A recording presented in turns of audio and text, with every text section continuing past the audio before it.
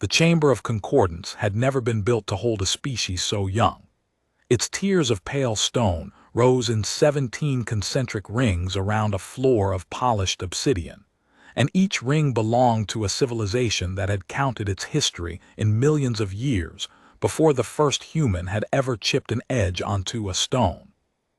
The light came from nowhere and everywhere at once, a diffuse silver that made no shadows, so that when Kael Ardent walked out onto the obsidian floor, there was nothing to hide behind. He was 23 years old. He had been chosen to stand there not because he was the wisest human alive, but because he was the one the council had summoned, and the council did not explain its summons. He stood alone in the center of a room the size of a small moon's crater, and he waited. Above him in the highest ring, the speaker of the Concordance stirred. The speaker was a Vess, one of the long-lived crystalline minds that had brokered peace among the oldest powers for longer than Earth's continents had held their present shapes. When it spoke, its voice did not come from a mouth. It arrived in the mind, translated and smoothed, stripped of anything that might be mistaken for feeling. Kael Ardent of Earth, the speaker said, you come before the Concordance as the appointed voice of your species. Do you accept this designation? I do, Kael said. His voice sounded small in that vastness, and he hated that it did, and he did not let the hate show on his face. He had spent the 3 days of his journey here rehearsing calm the way other young men rehearsed speeches. I speak for Earth. I'm listening. Then listen well, the speaker said, for what is decided here is not open to appeal. A ripple went through the 17 rings. Kael had studied the species who sat in them until his eyes ached, the Thren whose ships were grown rather than built, the ossuary collective who carried their dead as processors, the Marrowkin, the Illume, the Tesserate. Old powers, careful powers, powers who had watched younger species rise and fall and had learned to feel nothing much about it. He had come expecting a negotiation. He understood in the first cold minute that he had walked into a sentencing. For 9 of your years, the speaker continued, Earth has held provisional standing within the frontier protectorates of the Concordance. In that time, your species has expanded beyond the terms of its provision. You have settled worlds not allotted to you. You have refused the resource quotas set for developing species. You have built engines the Concordance did not license and cannot fully audit. You have, in the assessment of this body, grown faster than a young species may grow, without becoming a danger to the order that shelters it. We grew because we were left to grow, Kael said. Nobody told us the ceiling was so low. The ceiling, the speaker said, is the same ceiling under which every species has grown for 4 million years. That you find it low tells us more than any audit. Someone in the ring of the Thren made a sound like wind through reeds. It might have been agreement. It might have been amusement. Kael could not tell, and the not knowing was its own kind of pressure, designed, he suspected, to make a young species feel exactly as small as it was. The Concordance has deliberated, the speaker said, and the Concordance has reached judgment. Earth is hereby placed under article of exile. Your provisional standing is revoked. The lanes that connect your systems to the settled galaxy will be closed to you. Your ships will not be granted passage through Concordance space. Your beacons will be delisted, your treaties voided, your representatives recalled. From this hour, Earth and all its holdings lie beyond the frontier, beyond the reach of the Concordance, beyond its protection and beyond its law. The silver light did not change. The rings did not stir. Somewhere very far above him, Kael understood, 100 civilizations were watching a young man learn that his entire species had just been cast out of the only community it had ever known, and not one of them felt the need to raise its voice. You're throwing us away, Kael said quietly. We are removing a hazard, the speaker corrected, and there was no cruelty in it, which was worse than cruelty. You will find in time that this is a mercy. Beyond the frontier there are no resources the Concordance covets, no lanes it needs, no worlds worth the cost of holding. You will be left alone. Isolated species do not grow, They stabilize, they shrink. They forget the ambitions that made them dangerous, and in a few of your centuries they become quiet and small and safe. This is the fate we grant you. We do not expect to speak of Earth again." That was the sentence. Kael turned the words over and found the shape of the contempt beneath them. They did not hate humanity. Hatred would have implied respect. They had simply decided that Earth, deprived of the galaxy, would wither like a cutting pulled from a plant and left on dry ground. They were so certain of it that they had not bothered to disarm anyone. They had not seized Earth's ships or occupied its worlds. They had simply drawn a line and stepped back and expected the drought to do their work.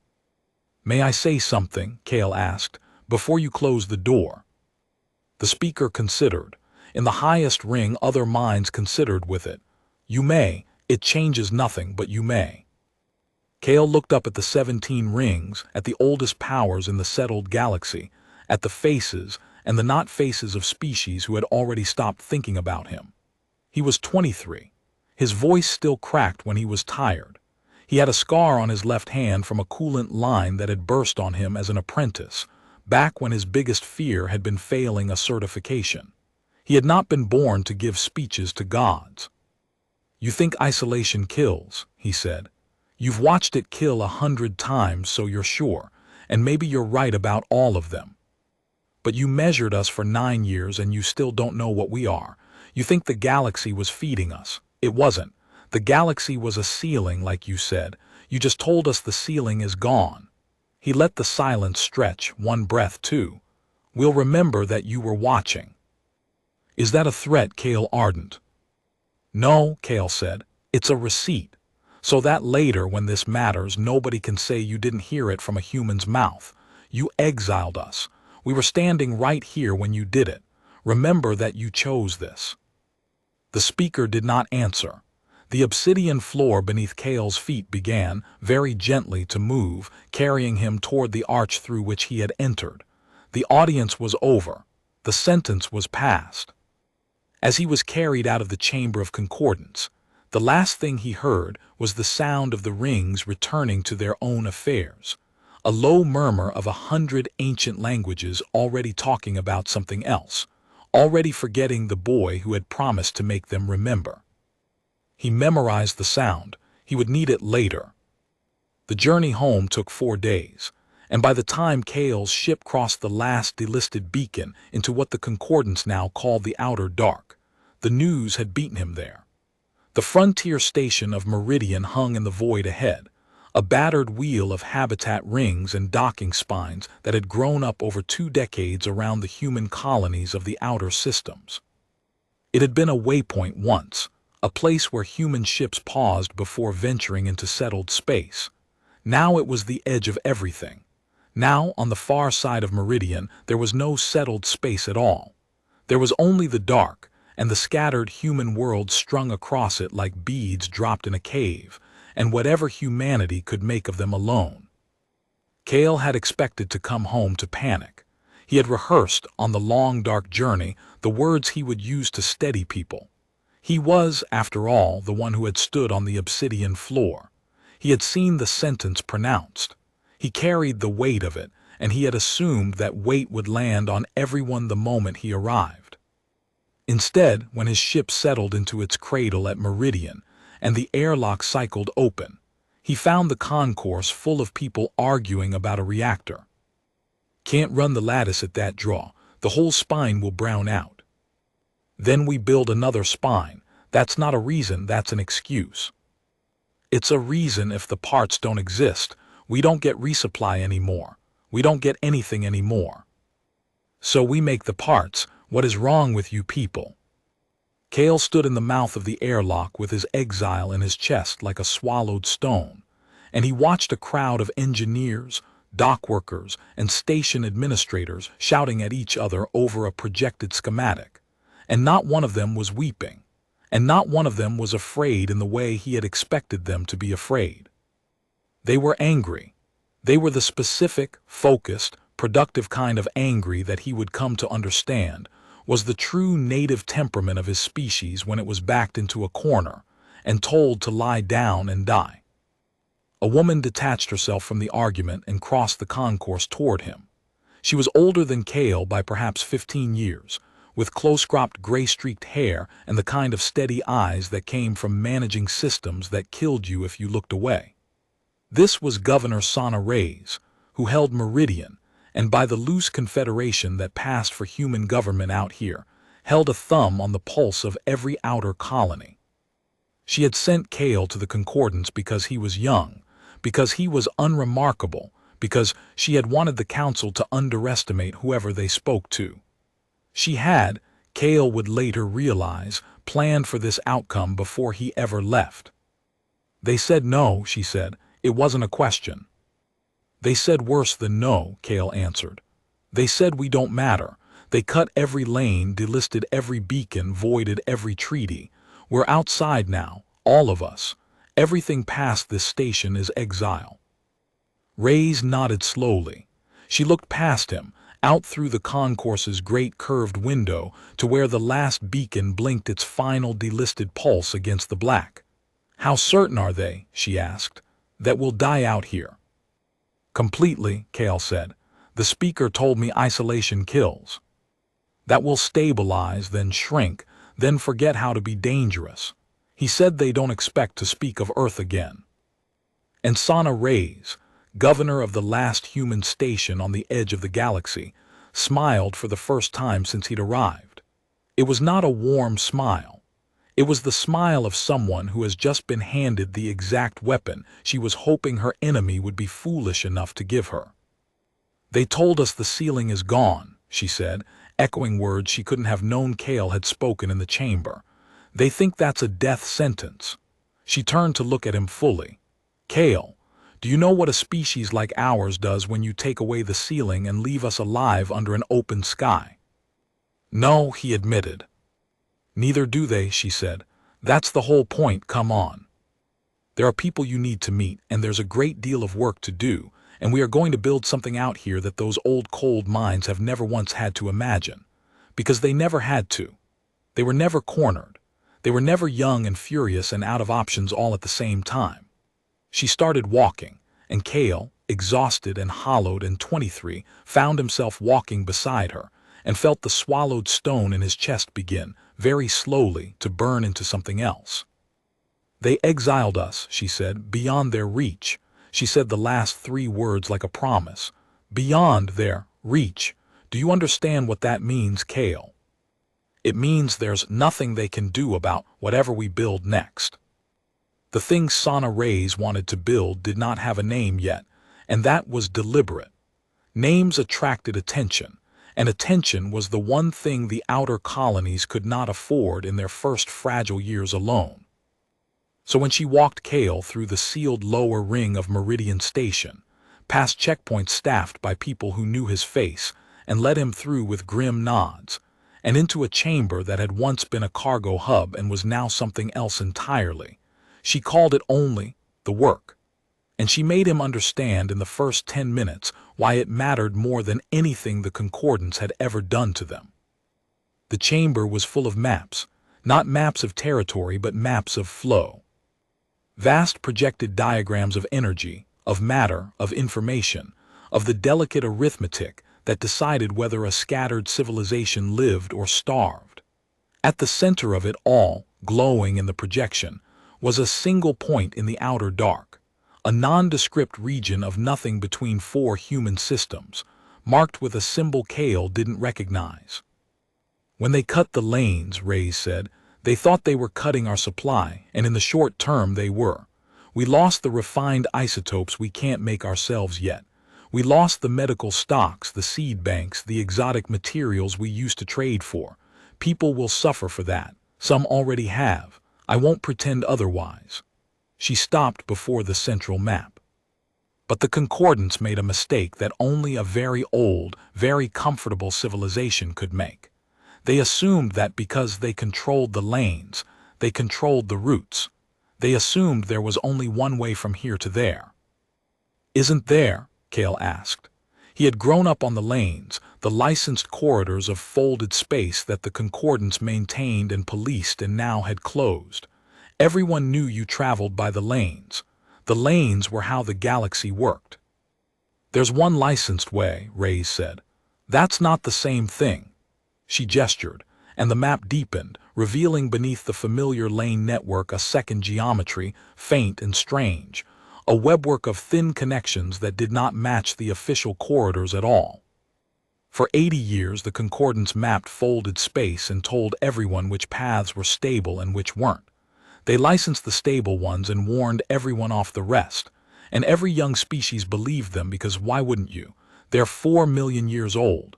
They know things, except, she let the word hang, except that a warning off a path is not the same as proof the path is impassable. It's just a closed door. And nobody ever checked whether the door was locked or just shut, because the Concordance controlled who got to check, and the Concordance had no reason to encourage anyone to look for routes it didn't own. Kael stared at the faint webwork under the map. "You found the doors." "A woman named Imani Osai found the first one 11 years ago, and she got quietly discouraged from talking about it because it made the Concordance nervous. Then 100 of us found 100 more, and we learned to keep our mouths shut and keep looking. These aren't lanes, Kael. They're seams. Places where folded space thins out along paths the Concordance never charted because it never needed to. Most of them go nowhere useful. Some of them are lethal, but some of them." She touched the central point, the nondescript nothing between 4 systems. "Some of them converge, right here. On a piece of empty dark that the Concordance's own maps say is worthless, unclaimed, beyond the frontier, beyond reach." He understood then, all at once, the way you understand a thing you will spend the rest of your life serving. You want to build there, where the seams cross.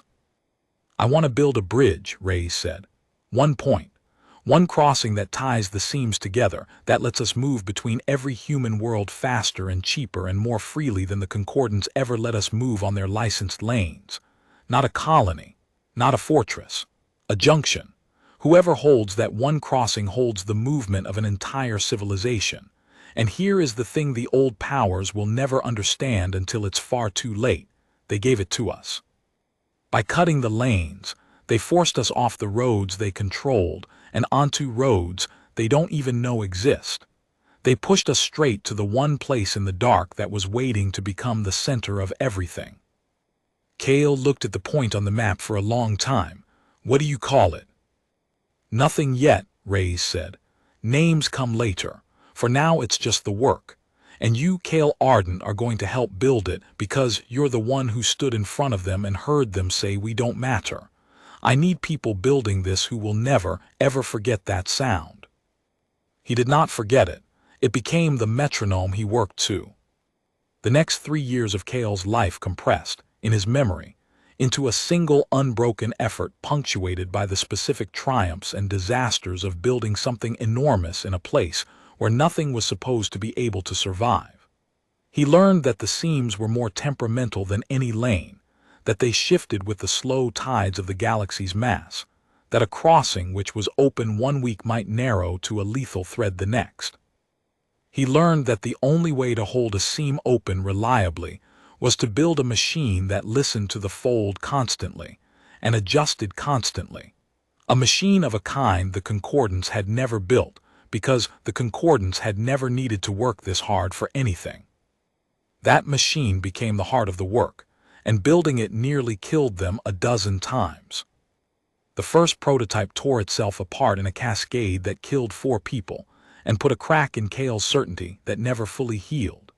He had known one of them, a soft-spoken structural engineer named Torv who used to bring him tea during the long night shifts. Kael stood at the memorial and understood, for the first time in a bodily way, that the thing they were building was going to cost lives, and that the Concordance would have counted those lives as proof they should have stayed under the ceiling.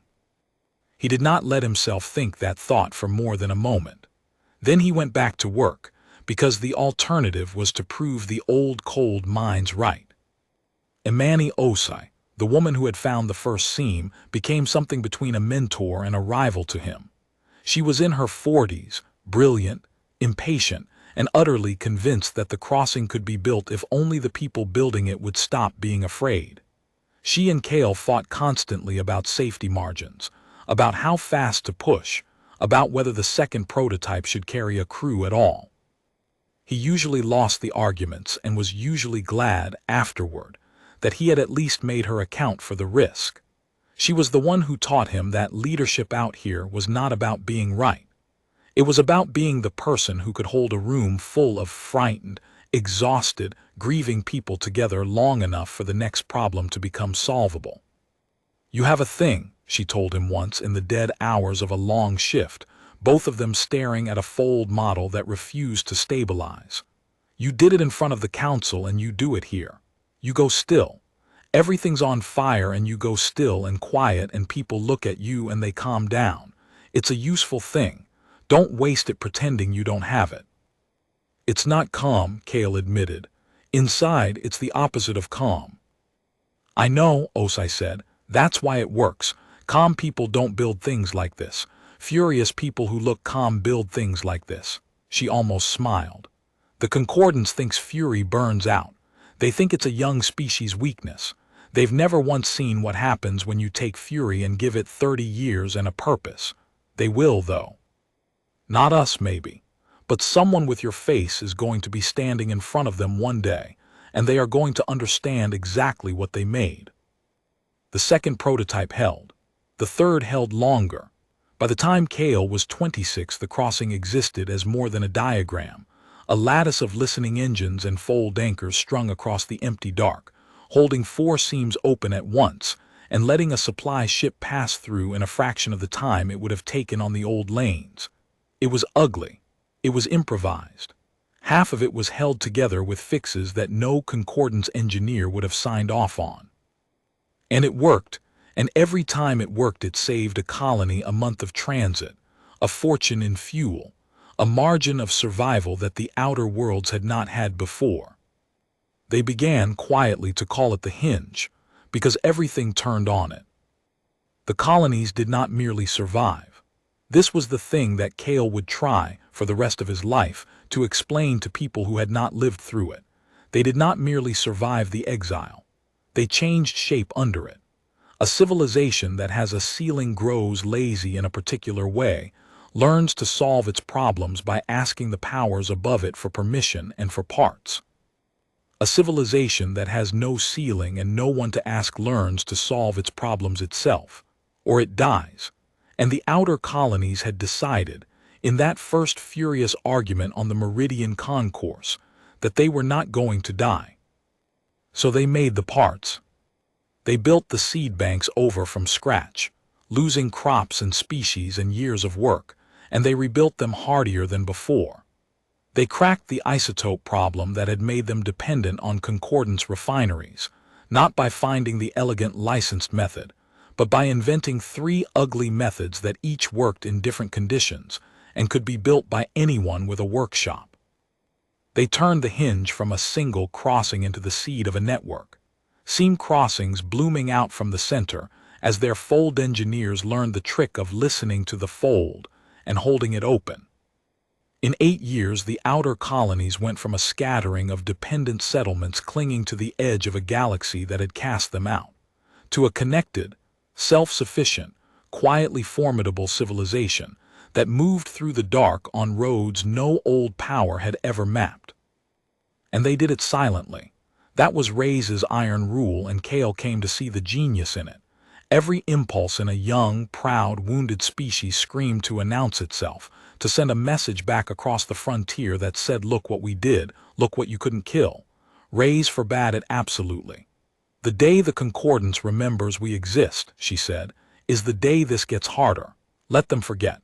Let them believe the drought is working. Every year they don't look at us is a year we get stronger while they get more certain. Silence is a weapon, Kael. It's the only weapon that grows sharper the longer you don't use it." So they grew in silence in the dark, beyond the frontier, beyond reach. And the Concordance, exactly as it had promised, did not speak of Earth again.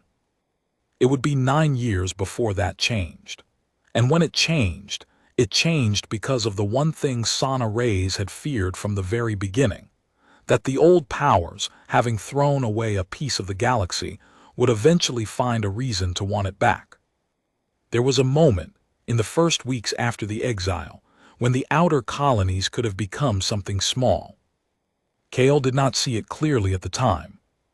He was too young, too raw, too consumed by the work Rays had put in front of him to notice that the future was being decided in 100 quiet arguments across a dozen worlds, and that most of them could have gone the other way. It was only years later, looking back, that he understood how near a thing it had been, and how much of what his people became had rested on choices made by people whose names never entered the clean version of the story. The argument that mattered most was not about the hinge. It was about what kind of people they were going to be, now that no one was watching and no one was coming, and the law that had governed them had drawn a line and stepped back. A species that has been cast out has two roads before it, and they diverge early. One road is the road of the wound, the road where exile curdles into grievance, where a people organize themselves around the injury done to them, where every choice is measured against the enemy that hurt them, and the whole civilization becomes a monument to being wronged. Kael had seen species on that road, in his studies before the chamber, old grudge cultures that had spent millennia nursing an ancient injury until the nursing was all they were. It was an easy road to take. It felt from the inside like strength. It was the road the Concordance half expected the humans to take, and it was the road that would have proven the Concordance right, because a people organized around a wound do eventually shrink, do eventually forget how to build anything but the memory of their pain. The other road had no name yet, because Kael's people were the ones who would have to name it. It was the road where the exile became not an identity but a fact, one fact among many, a thing that had happened and that you built past rather than built around. On that road you did not forget the wound. Kael would never forget the sound of the chamber, the murmur of ancient voices already talking about something else. But you refused to let the wound be the thing you turned on. You took the fury it gave you, and you spent it on making rather than on remembering. And the making became the point, and the enemy that had cast you out became, over the years, less and less the center of your story, until one day you looked up and realized you had built a country, and the exile was just the doorway you had come through to reach it. Sana Reyes chose the second road for her people before most of them knew there was a choice, and she chose it in a way that Kael came to regard as the single most important decision of the whole 9 years, more important than the hinge, more important than the redistribution, more important than any speech on any floor. She chose it in the way she talked about the Concordance, which was to say, as little as possible. She never let the Confederation's purpose be phrased as revenge. She never let a colony's charter open with the injury. When the youngest generation, the ones like Petra Voss who had grown up entirely in the exile, wanted to make the Concordance the villain of every lesson, Reyes gently and relentlessly redirected them. "They're not the point," she would say. "They were never the point. They're the reason we're out here. They are not the reason we're building. Don't give them that. Don't make our whole civilization a thing that only makes sense in relation to the people who hurt us. Build something that would matter even if they had never existed. That's the only revenge worth having, and it's not even revenge. It's just the good life, lived somewhere they told us we'd die." Kael carried those words with him for the rest of his life, and he understood, eventually, why they were the hinge beneath the hinge. A people organized around a wound would have built the crossing as a weapon, would have spent 9 years arming for the day the Concordance returned, would have met the severance with a war fleet and lost, because you cannot outfight 4 million years of accumulated power. A people organized around building had built the crossing as an artery, and then built dozens more, and had made themselves so distributed, so resilient, so alive in every part at once, that when the weapon finally came it found nothing it knew how to kill. The redistribution that saved them on the 6th day was possible only because they had spent 9 years building for movement rather than for defense, for life rather than for grievance. Voss's idea was brilliant, but it could only work on a network built by a people who had chosen the second road. On the first road there would have been one great fortress crossing, armored and defended and central, and the severance would have broken it, and that would have been the end. So the deepest reason the Concordance failed was not the hinge, and it was not the redistribution, and it was not even the fury that Os had named as the fuel of everything they built. It was a choice made in the first weeks of the exile, in 100 quiet arguments across a dozen worlds, to be the kind of people who build rather than the kind of people who nurse a wound. The Concordance had understood, 4 years too late, that whoever controls the crossing controls everything. It had never understood the thing beneath that, the thing Reyes understood in the first week, that what you build depends entirely on what you're building for, and that a people building a life are unbreakable in a way that a people building a grudge never are. Kael thought about this often in the years after the severance withdrew, when the Thren had become the first of many old powers to come to the humans as friends, and the frontier had moved, and the 17 rings had begun to speak of Earth and of nothing else. He thought about how close they had come to the first road, and how much of everything had turned on Reyes' stubborn refusal to let her people organize themselves around their injury. And he thought that if the clean version of the story had to leave something out, he wished it had kept that, the choice beneath the choices, the quiet decision that the exile would be a doorway and not a tomb. He never did get the storytellers to keep it. It was too subtle for the montage, too internal, too much a matter of what did not happen rather than what did. But he kept it himself, alongside Delacroix's list and the memory of the chamber, and when the young ones asked him what the most important thing they had built in the dark was, he always gave the same answer, and it always disappointed them, because they wanted him to say the hinge or the network or the crossings that had made them a power the galaxy could not ignore. The most important thing we built, he would tell them, was the decision not to become smaller than the thing that hurt us. Everything else grew out of that. The crossings, the network, the life we made out here where they told us we'd die. It all grew out of a handful of people in a hard week deciding that being wronged was not going to be the most interesting thing about us. He would smile then, the way Reyes had taught him, at the young ones who could not yet see it. The Concordance exiled us beyond their reach. We could have spent forever reaching back toward them, hating them, waiting for them. Instead, we turned around and looked at the dark. And the dark, it turned out, was the biggest thing anyone had ever been given.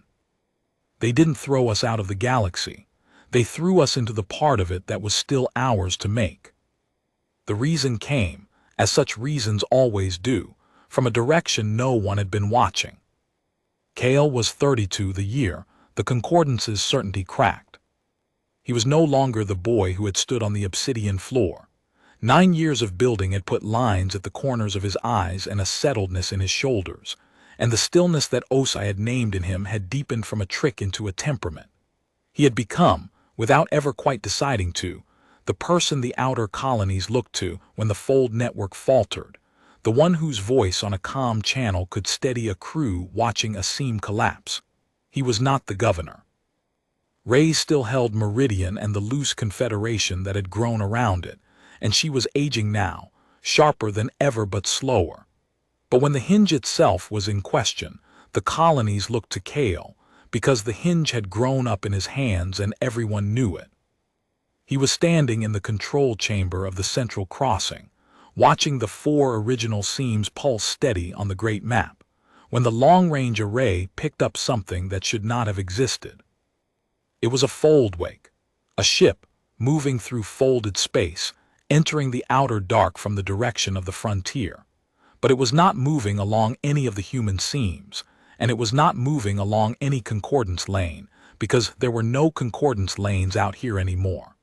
It was cutting a path of its own, brute forcing its way through the fold with an expenditure of energy so enormous that the array registered it as a kind of scream. "That's not one of ours," said Petra Voss, the young fold analyst on shift, her hands flying across the readouts. She was 24, sharp as a blade, one of the first generation to have grown up entirely in the exile, who had never known a galaxy that hadn't thrown her people away. "That's not a seam crossing at all. Someone is tearing straight through the fold. Do you know how much power that takes? That's insane. That's the Concordance, Kael said quietly, and the certainty of it settled over him like cold water. Or something that used to be. The ship that emerged from the fold 3 days later was unlike anything human hands had built.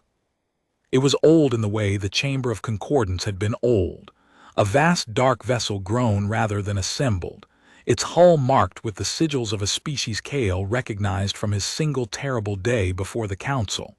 The Thren, whose ships were grown, who had made a sound like wind through reeds while his species was condemned. But this Thren ship was wrong. It was scarred along its length with wounds that had never healed, whole sections of its grown hull gone gray and dead, and it moved with the labored desperation of something fleeing rather than hunting. It hailed them on an open channel, in the smoothed Concordance tongue that Kael had not heard in 9 years. "Unknown crossing," the hail said. "This is the Thren vessel Deprutra members. We are in distress. We are pursued. We request sanctuary and we offer in exchange a warning that concerns your survival and ours. Please respond. We do not have long." Kael did not respond immediately. He stood in the control chamber and looked at the scarred old ship on the display and felt 9 years of discipline warring with 9 years of memory. This was one of the powers that had exiled his species. This was a thing that had watched, from the ring of the Thren, while the speaker told a 23-year-old that his people did not matter. Every instinct forged in that chamber told him to close the seam, to let the old power flee or die in the dark it had cast him into, to give the Concordance exactly the isolation it had prescribed. But he had also spent 9 years learning what Rays had taught him, that the point of building something greater was not to become a smaller, meaner version of the thing that had wronged you. And a ship in distress was still a ship in distress, whatever ring it had once sat in. "Deprutra members," Kael said, "this is the crossing. You're a long way from the settled galaxy, and you're a long way from anyone who should know these seams exist. Before I decide anything, you're going to tell me 2 things. What is pursuing you, and how a Thren vessel knows to run to a place the Concordance swears is empty." There was a pause. When the Thren spoke again, something in the smoothed voice had frayed, and Kael realized he was hearing an old power afraid, which was a thing he had not known was possible. "To answer the second question first," it said, "we know this place is not empty because the Concordance has known for 4 of your years. We are not the first to find you. We are only the first to come to you as friends. The Concordance has watched your crossing grow, human. It has said nothing because it was deciding what to do about you. That decision has now been made, and it is being carried out, and it is the answer to your first question." The scarred ship drew closer, and Kael could see now the fresh wounds along its flank, the marks of weapons. "What pursues us, human, is what the Concordance built to end you. It found us because we tried to warn you. It is perhaps 6 days behind me, and when it arrives, it will not offer you sanctuary or warnings or a voice on the floor of any chamber. It will simply close the door the Concordance opened 9 years ago, and this time it will make certain the door stays closed." The Thren's story, once Kael brought the ship in and heard it fully, was worse than the warning had promised. The Concordance had not, in fact, forgotten Earth. Not entirely. For the first 5 years of the exile, the drought had worked exactly as predicted, and the old powers had comfortably assumed the human worlds were shrinking on schedule toward quiet, safe irrelevance. But 4 years ago, a survey drone, drifting through the unclaimed dark on unrelated business, had registered the same impossible fold wake that the humans registered from the Thren ship, the signature of a civilization moving through folded space on roads that were not the licensed lanes.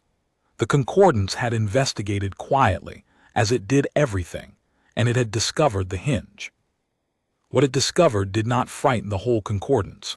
Most of the 17 rings, hearing that the exiled humans had built some ramshackle crossing in the dark, had shrugged. Let them have their toy. It changed nothing. The humans were still isolated, still small, still beyond reach. But one faction had understood. The speaker's own kind, the Vess, the brokers who had spent 4 million years thinking about the deep structure of power, had looked at the hinge and seen not a toy but a principle.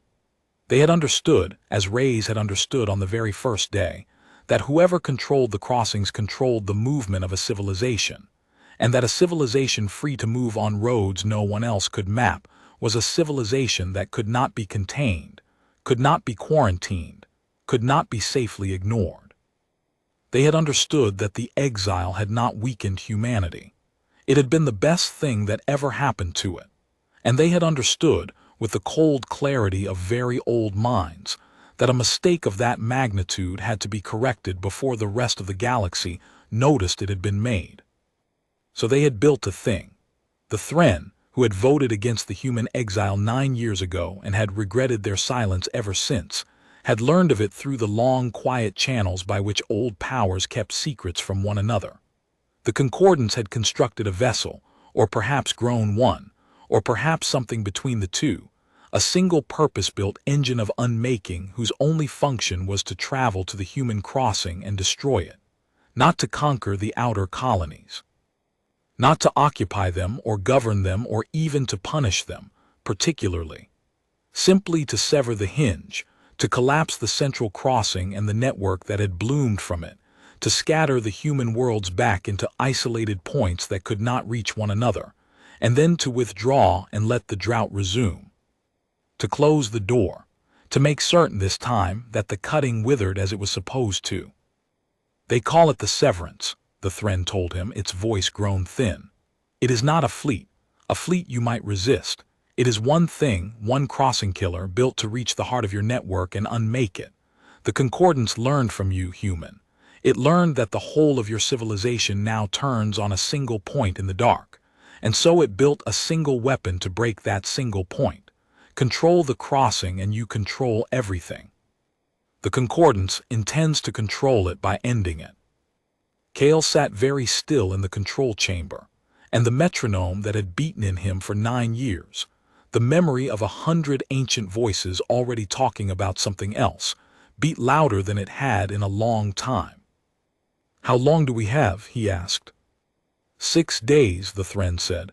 "Perhaps 5 now. It does not tire. It does not stop. It is coming for the hinge, and when it reaches the hinge, human, everything your people built in the dark will come apart in an afternoon." Kael rose. He looked at the great map, at the 4 original seams and the dozens that had bloomed from them, at the network that carried the lifeblood of a civilization across roads the galaxy said could not exist. He looked at the single bright point at the center of it all, the crossing that everything turned on, the crossing the Concordance had finally decided to kill. And a cold, clear, furious calm settled over him, the stillness that Osai had named, the stillness that was the opposite of calm. "Then we have 6 days, he said, to make certain that when it gets here, breaking the hinge doesn't do what they think it will do. He turned to Petra Voss, to the young analyst who had never known a galaxy that hadn't thrown her away. "Get me Rays, get me Osai, get me everyone who understands the fold network and everyone who understands the weapons we swore we'd never need to build. The Concordance thinks it learned the lesson of the hinge." His voice did not rise. It went stiller and lower, and the people in the chamber leaned toward it exactly as Osai had said they would. It learned half the lesson. It learned that everything turns on one point. It didn't learn what happens when the people who built that point have spent 9 years knowing this day was coming. Sana Rays came to the crossing on the fastest ship the network had, and she looked older than Kael had ever seen her, and her eyes were as steady as the day she had met him at the airlock with exile in his chest. She heard the Thren's story in silence. She studied the readouts, the projected path of the severance, the terrible simplicity of the weapon the Concordance had built. And when it was done, she did not panic and she did not despair, because she had spent 9 years planning for the possibility that this day would come, even when she had told no one, even when she had made herself believe the drought would hold their enemies' attention forever. I always knew, she said quietly, standing before the great map with Kael and Osai and Voss and a dozen others who held the Fold network in their hands. From the first day, I told you silence was a weapon that grew sharper the longer we didn't use it. What I didn't tell you was why I was so afraid of the day it broke. It's because I understood the same way they eventually understood what we'd built. Everything turns on the hinge. That's its strength, and it's the knife at our own throat. One point. One crossing. Break it and the whole civilization comes apart into pieces that can't reach each other. She turned to face them. The Concordance built exactly the right weapon. That's the terrible thing. If the Severance reaches the central crossing and collapses it, they win.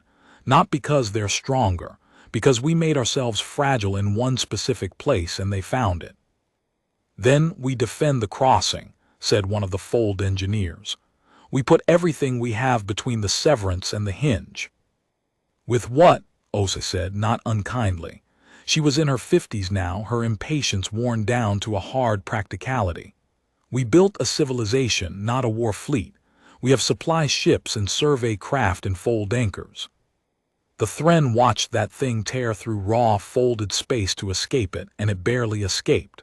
We can't outshoot it. We can't out-armor it. If we stand in front of it and trade blows, we lose, and we lose the crossing, which is the same as losing everything. The chamber went quiet. Petra Voss, 24 years old, stared at the map with an expression Kael recognized because he had worn it himself, 9 years ago, on an obsidian floor. The expression of someone measuring a thing far larger than themselves and refusing, absolutely refusing, to look away from it. Then we don't stand in front of it, Voss said slowly. Everyone looked at her. She flushed but did not stop. We keep thinking about the hinge the way they think about it, as one point.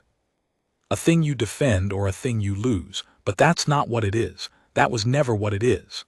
She stepped to the map and her hands moved through the projection, and the network bloomed brighter under her touch. The Concordance thinks everything turns on one crossing because when they looked at us 4 years ago, that was true. One crossing, 4 seams. But we didn't stop building 4 years ago. We've been blooming this whole time. There isn't one point anymore. There's the central crossing, yes, and it's the biggest and the oldest and the one they've locked onto. But every seam crossing in this network can hold the Fold open now. Every one of them is a hinge. We built dozens of them and we never told anyone because Reyes said silence was a weapon.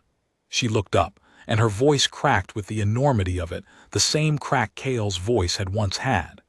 They built a weapon to break the one point everything turns on. So we make it so that when they break it, everything doesn't turn on it anymore. We move the weight before it gets here. Kael felt the metronome in his chest change its rhythm. He looked at the young analyst, and he looked at the map, and he saw it. You want to redistribute the network, he said. Take the load off the central crossing and spread it across all the others, so the hinge stops being the hinge. The Severance is built to kill a keystone, Voss said. So we take the keystone out of the arch before it arrives and let the arch stand on everything else. When it gets here, it destroys the central crossing exactly like it's designed to, and nothing happens. The network doesn't collapse. The ships keep moving. The colonies keep breathing. It flies 6 days through raw Fold to strike the heart of us, and it hits an empty chamber where the heart used to be because we already moved the heart into the walls. She was breathing hard.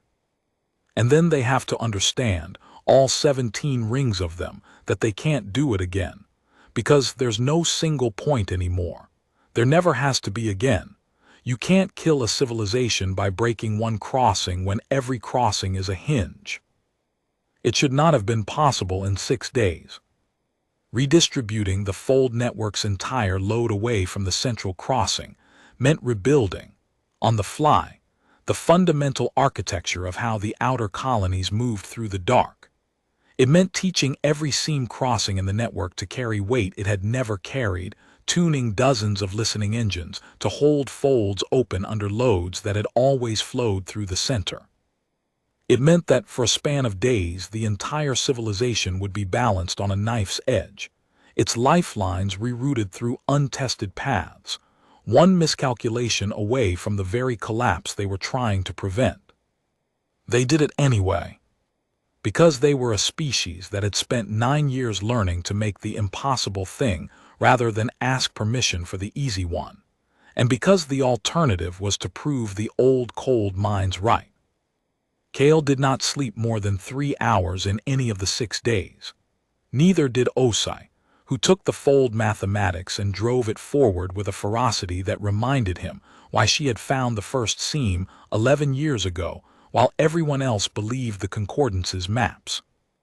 Neither did Voss, who had thought of the thing and now would not rest until it was real, who moved from crossing to crossing across the network, coordinating the redistribution with a focus that burned Kael's own memory of himself at that age.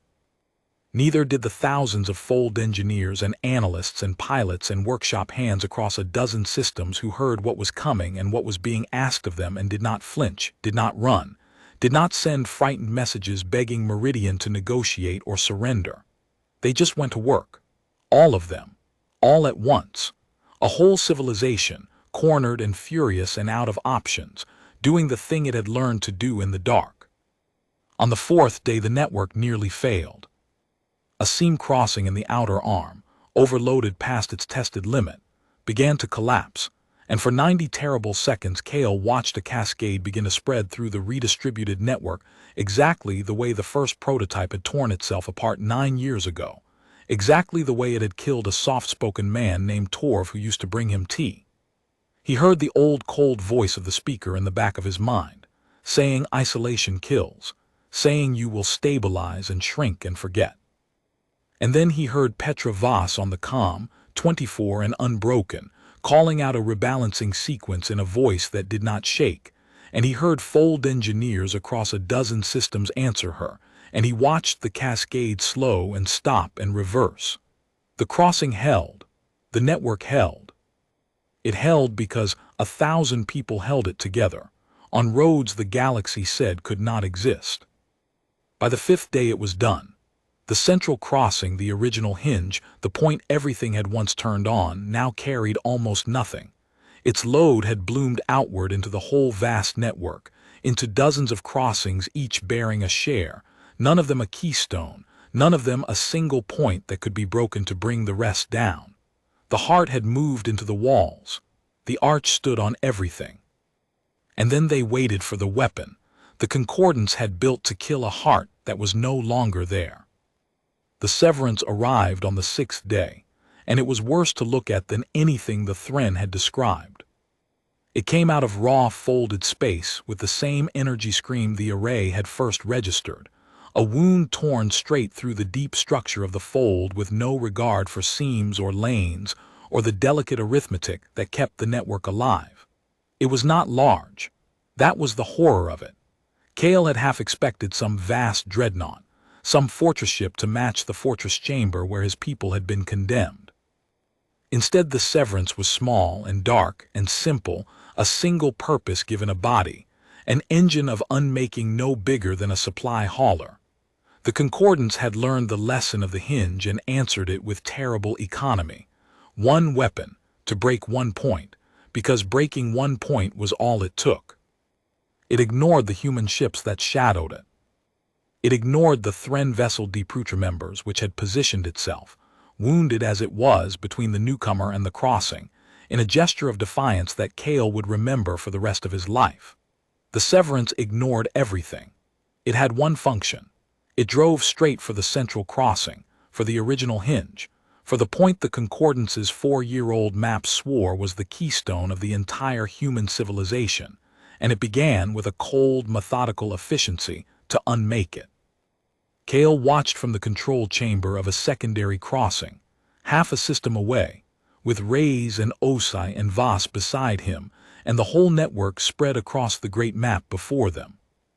He watched the central crossing, the thing he had built with his own hands over 9 years, the thing they had called the hinge because everything turned on it, begin to come apart. The listening engines went dark one by one. The fold anchors that he had bled to install collapsed inward. The 4 original seams, the first roads his people had ever found in the dark, the seams Imani Osai had discovered when the whole galaxy said they were impassable, guttered and closed. The severance took the heart of the exile apart with the patience of something that had all the time in the galaxy, and no doubt at all about what its destruction would mean. And Kael Ardent, 32 years old, stood in the stillness that was the opposite of calm, and did not look away and watched the network. The network did not collapse. There is a version of the 9 years that leaves out the cost, and it is a lie, and Kael refused to tell it even to himself. The version that leaves out the cost says that a furious young species was thrown into the dark and simply flowered. That resolve was enough, that the outer colonies built their country the way a story builds a country, in a montage of triumphs with the failures cut away. That version was popular later, when children who had never known the exile wanted a clean tale of how their world came to be. Kael let them have their clean tale because they had earned the peace to believe it. But he had been there, and he knew what the montage cut away, and he carried it the way he carried the memory of the chamber, as a thing that kept him honest. It cut away the first winter in the second year, when the medical stocks the Concordance had cut off finally ran out on the colony of Aldous Reach, and a fever that would have been trivial in the settled galaxy moved through the settlements because there was no exotic antiviral left, and no lane to bring one and no refinery yet that could make one. 200 people died on Aldous Reach that winter, most of them old, some of them not. The colony's administrator, a stubborn woman named Delacroix who had refused to abandon her people for a safer world, sent one message to Meridian near the end, and it was not a plea for rescue because she knew none was coming. It was a list. 200 names, and beside each name a single line about what that person had known how to do so that the knowledge would not be lost with them. A seed keeper, a fold mathematician who had almost solved the isotope problem, a teacher of children. Delacroix's message ended with 4 words: "We are not finished." And then the colony went quiet for a season, and when it spoke again it had a working antiviral synthesizer, ugly and improvised and built from the notes of a fold mathematician who had died before she could finish, completed by the people who had loved her. Aldous Reach never lost anyone to that fever again. Kael kept Delacroix's list. He read the names sometimes, on the nights when the work felt like enough, and he needed to remember that it was not, that it had never been, that every crossing they built was a debt to people who had died so that fewer would die after them. The montage cut away the tour of Cascade, the 4 dead in the first prototype, but it also cut away what came after, which was worse and better both. Cut away the 6 weeks when the entire fold engineering effort nearly abandoned the crossing, when a faction led by a good and frightened man named Kael argued, with real evidence and real conscience, that holding a seam open reliably was impossible, that they were feeding lives into a machine that would never work, that the honest thing was to accept the scattered isolation the Concordance had imposed and make peace with a smaller life. Kael was not a coward. That was the thing Kael came to understand. He was a man doing the hard arithmetic of whether more people would die building the crossing than the crossing would ever save. And for 6 weeks the arithmetic was genuinely uncertain, and the whole future turned on which way it broke. It broke because of Imani Osai, and the way it broke taught Kael more about leadership than any triumph ever did. Osai did not win the argument by being right, though she was. She won it by refusing to let it be an argument about feelings. She took Kael's arithmetic and she did not dismiss it. She sat with him for 3 days and she worked it through with him honestly, line by line, and she showed him where the numbers turned. That the crossing's cost was front-loaded, that the deaths came in the building and the savings came forever after, that a machine which was lethal to build was not the same as a machine which was lethal to run. And then she did the thing that Kael never forgot. She said to Kael in front of everyone, "You're right that we might be wrong. So be the one who makes sure we're not. I don't want you to stop asking whether we should build this. I want you to build it while you ask. Because a machine built by the people who doubt it is safer than a machine built by the people who are sure."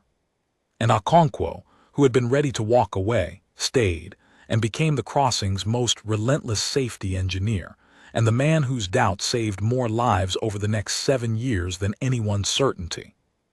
When the third prototype held where the first two had failed, it held because Okonkwo had spent his fear building redundancies instead of arguments. Kael was 24 then. He had watched Osai turn a schism into a strength, and he had understood that this was the actual work, the work beneath the fold engineering, the work that no machine could do. The Concordance had 1,000 ways to hold species in line, and not one way to make a frightened, grieving, divided people choose each other. It had never needed one. It had never been cornered. He filed that away with everything else he was learning, and he would take it out again, 8 years later, on the 4th day of the 6 days, when a seam crossing in the outer arm began to fail, and a whole civilization's survival depended on whether frightened people would hold together long enough to catch it.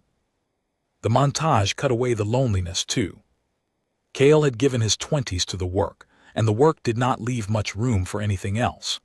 There was a woman, in the 4th year, a pilot named Rhea who flew the survey routes that found new seams, and for a while there was something between them that felt like the beginning of an ordinary life, the kind of life humans had lived before the galaxy threw them into the dark. But the seams did not care about ordinary lives.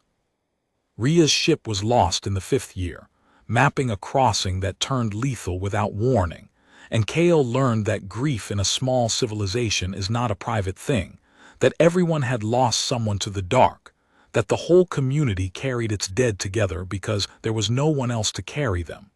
He did not become bitter. He watched some people become bitter and he understood why, and he chose, deliberately, to grieve in the way the community grieved, out loud and together, and turned toward the work rather than away from it. The stillness that Osai had named in him was not the absence of that grief. It was the shape grief took in him when he refused to let it stop his hands. He was, in the end, not a man of one great speech and one great victory. He was a man of 9 years of small choices, most of them unglamorous, many of them made in exhaustion, some of them wrong. The version that left out the cost made him a hero. The true version made him something he valued more, which was a person the outer colonies could trust with the weight of the thing they were building, because he had never once pretended the weight was light. The 6 days did not feel like a plan being executed.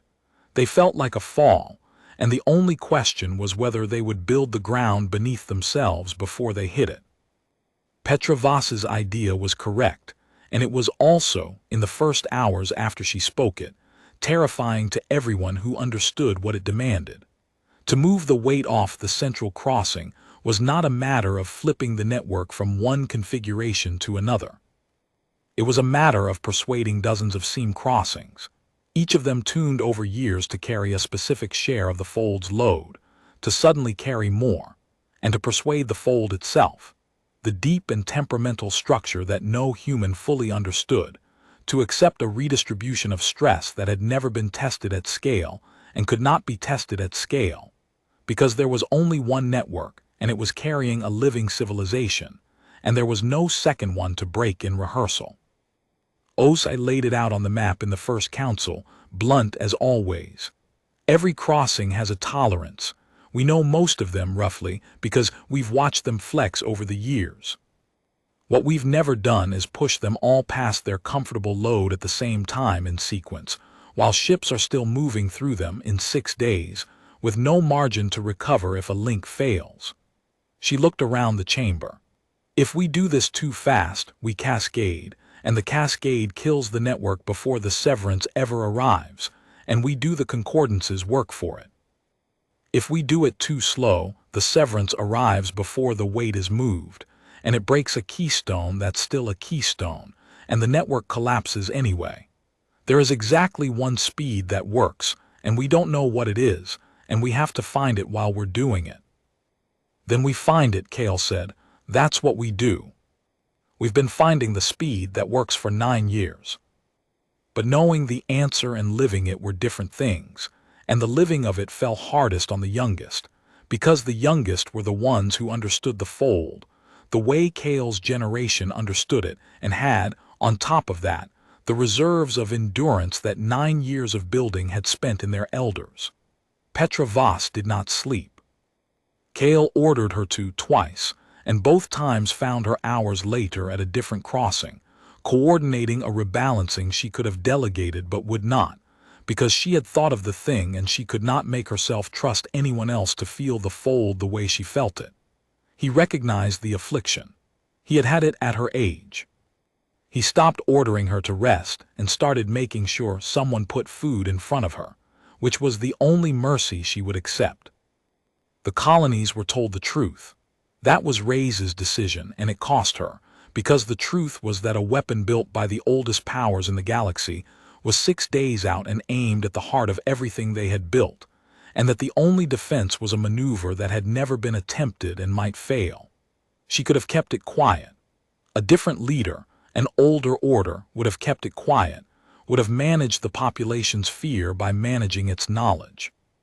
Reyes told them everything, on an open channel to every colony at once, and Kael watched her do it and understood that she was betting the entire civilization on a proposition the Concordance had never once believed, that a frightened people told the truth would hold together better than a calm people kept in the dark. They held together. That was the thing the montage got right, even if it got the rest wrong. The message went out, and the outer colonies did not panic, and they did not flood Meridian with demands to negotiate or surrender, and they did not fracture into the factions that fear breeds in populations that don't trust their leaders. They went to their stations. A fold engineer on the colony of Kepler's Grief, hearing that her crossing would have to carry 3 times its rated load, spent 2 days rebuilding its listening engine by hand rather than report that it couldn't be done. A supply pilot on the Aldous Reach route, told that his corridor would have to keep moving freight through a redistribution that might collapse it under him, flew the route anyway, and kept flying it, because the colonies at the far end needed the freight whether or not the man carrying it was afraid. 10,000 people that Kael would never meet made 10,000 choices that week, each of them small, each of them the choice to hold their piece of the weight rather than let it fall, and the sum of those choices was the thing that no weapon and no exile could break. On the 3rd day, Okonkwo came to the central crossing. He was old now, the frightened good man who had almost walked away 8 years ago and had stayed to become the safety engineer whose doubt had saved more lives than anyone's certainty. He walked the redistributed network with Voss, the 2 of them a generation apart, and he did what he had always done. He found the failure points before they failed.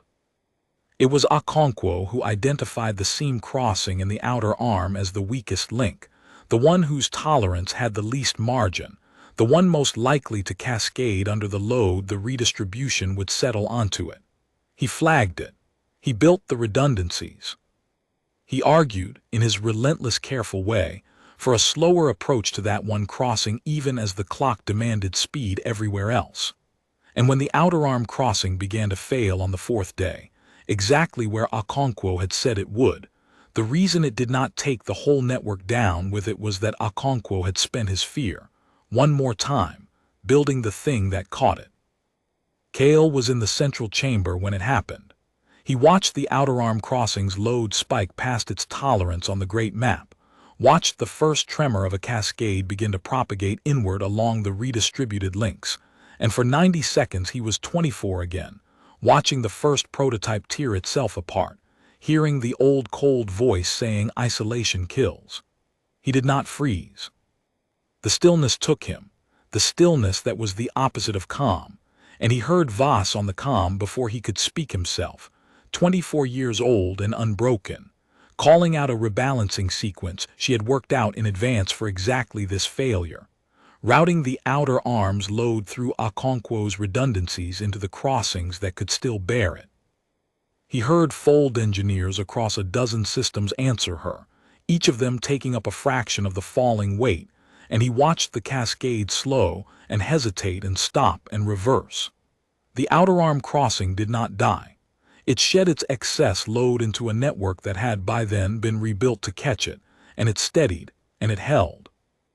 When it was over, Kael found that his hands were shaking, and that Voss's voice on the comm had finally cracked, not with fear but with the release of it, and that somewhere on the colony of Kepler's Grief, a Fold engineer who had rebuilt her listening engine by hand, was weeping over a crossing that had just carried 3 times its rated load and survived. He let his hands shake. He had learned over 9 years that the stillness did not require him to be unmoved. It only required him to keep his hands moving while they shook.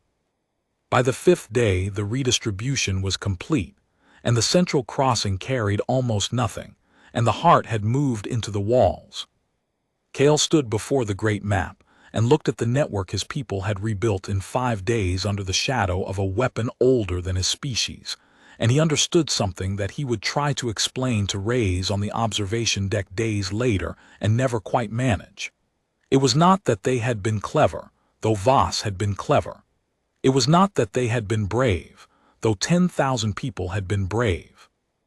It was that they had built, over 9 years in the dark, a civilization whose strength did not live in any single place, and so it had no single place that could be taken from it. The Concordance had spent 4 million years learning to break civilizations by finding the point they turned on. Kael's people had accidentally, and then deliberately, built a civilization that turned on everything at once. There was no lesson the Severance could teach a people like that. There was only the lesson the Severance was about to learn. On the 6th day they stopped building and started waiting, and the waiting was the hardest part because there was nothing left to do with their hands. Kael gathered them in the secondary crossing, the ones who had held the network together, Reyes and Osai and Voss and Okonkwo, and they watched the long-range array for the fold wake they knew was coming, and no one spoke, and the metronome beat in Kael's chest, louder than it had beaten in 9 years. He thought of Delacroix's list, 200 names on Aldous Reach. He thought of Torv, who used to bring him tea. He thought of Rhea, lost in the 5th year mapping a crossing that turned lethal. He thought of a soft-spoken man he had watched die in the first prototype and 100 others whose names he carried, and he understood that the thing about to arrive had come to prove that all of them had died for nothing, that the exile had killed them slowly and would now kill the rest quickly, and that the only answer he had to that was a network of crossings and 10,000 strangers who had refused all at once to let the weight fall. It would have to be enough. In a few hours he would know whether it was. And then the array picked up the scream of a wound being torn in the fold from the direction of the frontier, and Kael Ardent, 32 years old, went very still and watched the weapon the Concordance had built to end his people come out of the dark. The central crossing died, and the great map did not go dark. The ships kept moving. The colonies kept breathing. The dozens of seam crossings that had bloomed across the network in 9 years of silent work took up the weight that the redistribution had settled onto them, and they held it, and the lifeblood of a civilization went on flowing through the dark along roads the Concordance had never mapped and now could not touch.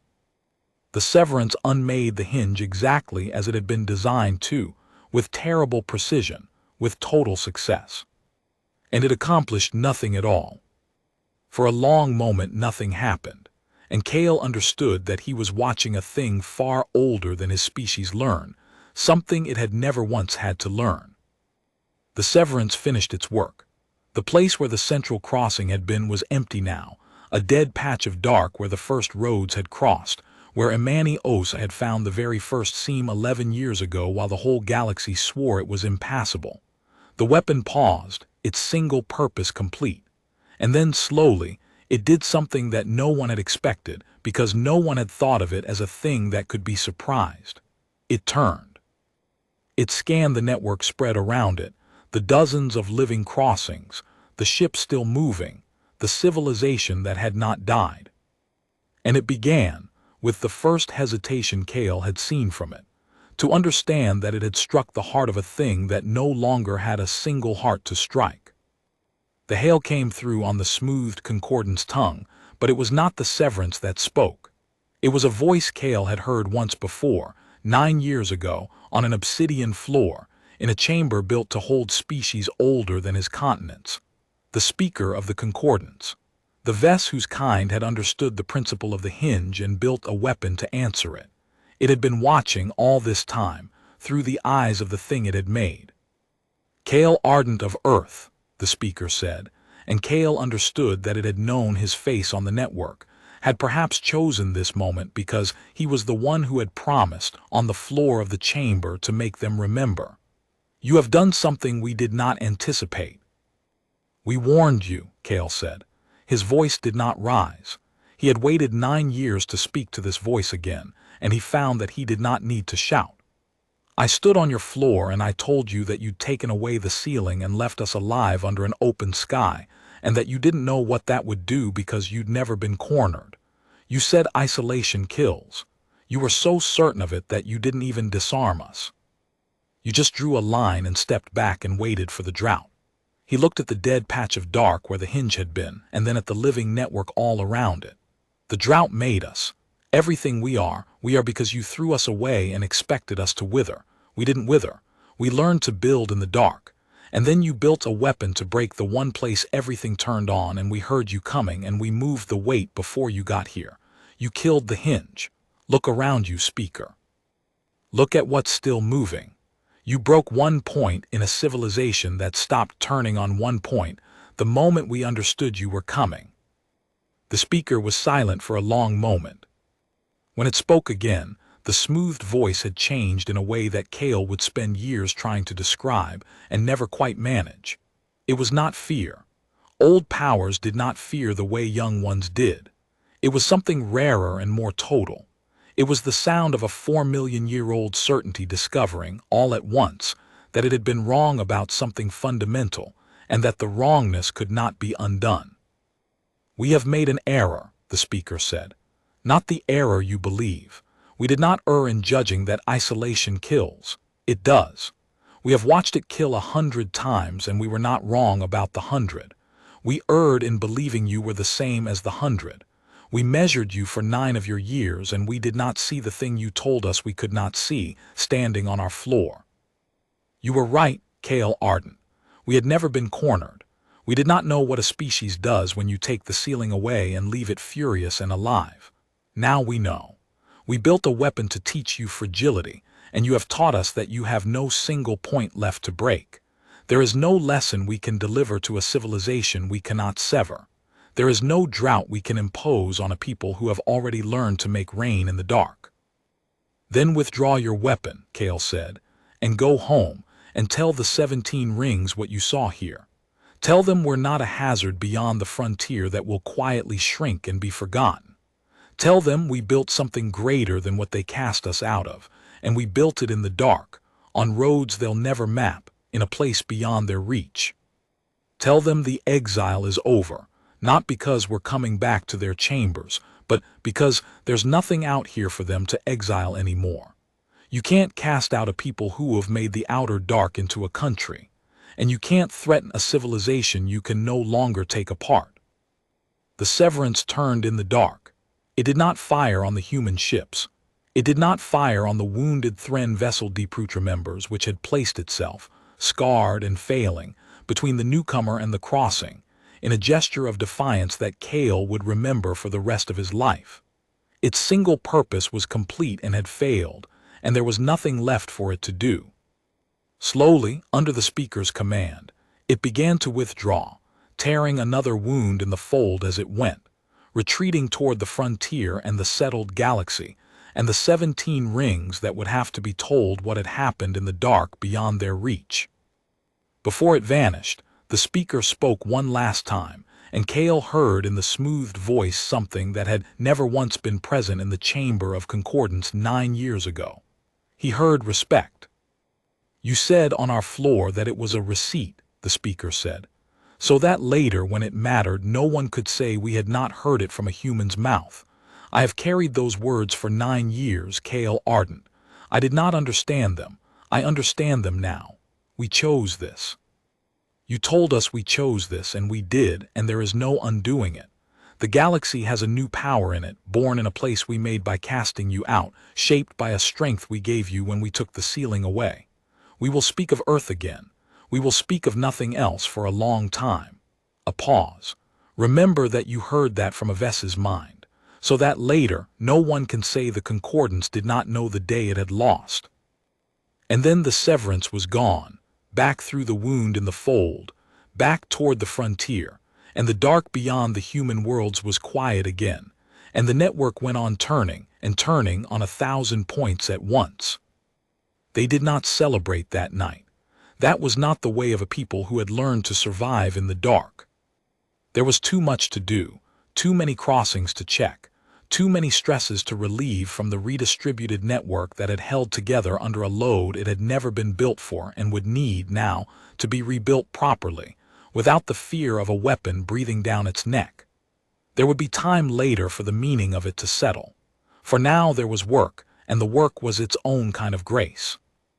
But Kael found Sana Rays on the observation deck of the secondary crossing in the small hours, looking out at the dead patch of dark where the original hinge had been. She was very old now, and very tired, and there were tears on her face that she did not bother to hide. "We lost the first one," she said. "The hinge, the thing you built with your own hands. I know it doesn't matter. I know that's the whole point, that it stopped mattering the moment Voss thought of moving the weight. But it was the first thing we made out here that worked. It was the proof that we could survive the exile. And now it's gone, and we're stronger for losing it, and I don't know how to feel both those things at once." "You feel them at once," Kael said. He stood beside her, and he was not the boy she had met at the airlock 9 years ago, and they both knew it. "That's what we are now. We're the people who can lose the first thing we ever built and be stronger for it. The Concordance never could. That's why they lost. They had one chamber, one order, one way things had always been, and they couldn't imagine surviving without it. We built something that survives losing its own heart. There's no weapon for that. There's no exile for that. There's nothing they can do to a people who have learned to move the weight." Rays laughed, wet and quiet, and wiped her face. "You were 23, she said. "I sent a 23-year-old boy in front of the oldest powers in the galaxy because I wanted them to underestimate whoever they spoke to. And you stood on their floor and told them they'd remember this day." She shook her head. "They will. He said so himself. We will speak of nothing else for a long time. Do you know what that is, Kael?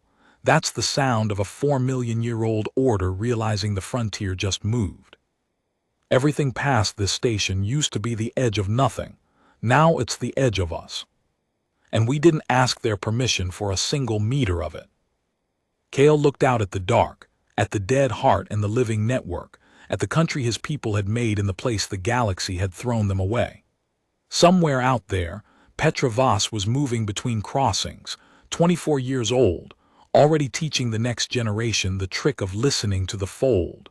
Somewhere the Thren ship was healing, the first of the old powers to come to the humans as friends, and not the last. Somewhere the 17 rings of the Concordance were hearing the speaker's report, and beginning, slowly, to understand what they had made.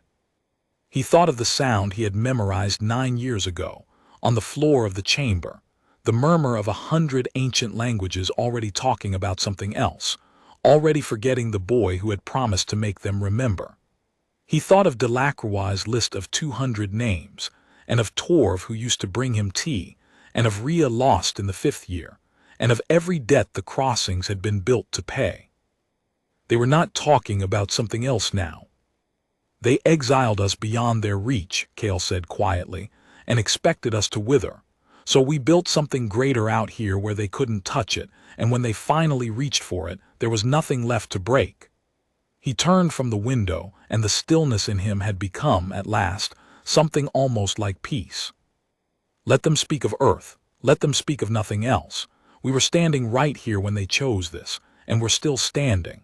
He looked one last time at the dark that his people had made into a country, turning on 1,000 points at once, a country the galaxy could not sever because it had no single heart left to cut. Beyond their reach, exactly where they put us, and greater than anything they ever let us be.